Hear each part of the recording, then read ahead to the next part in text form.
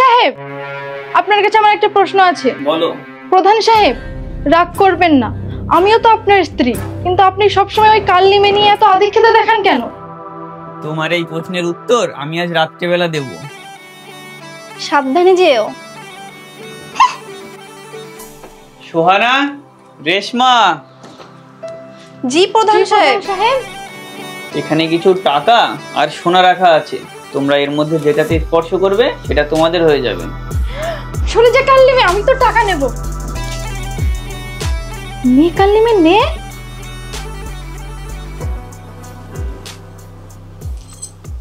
আরে বেওয়াকুফ, সোনা ওইখানে না, সোনা এইখানে। টাকা আর সোনার থেকেও দামি জিনিসের উপর আমি হাত রেখে দিয়েছি। প্রধান সাহেব, আমার কিচ্ছু চাই না, শুধু আপনাকেই চাই। দেখলে তো, এই কারণেই আমি আমার শ্যামবর্ণ স্ত্রীকে সবচেয়ে বেশি ভালোবাসি, কারণ ওর কাছে এই সোনা আর এই টাকার চেয়েও বেশি দামি ওর স্বামী। তোমার বাইরের রূপটা তো সুন্দর, কিন্তু মন আর উদ্দেশ্য কোনোটাই ভালো নয়। মনে রাখবে, সত্যিকারের ভালোবাসা চেহারা দেখে নয়, হৃদয় দিয়ে হয়।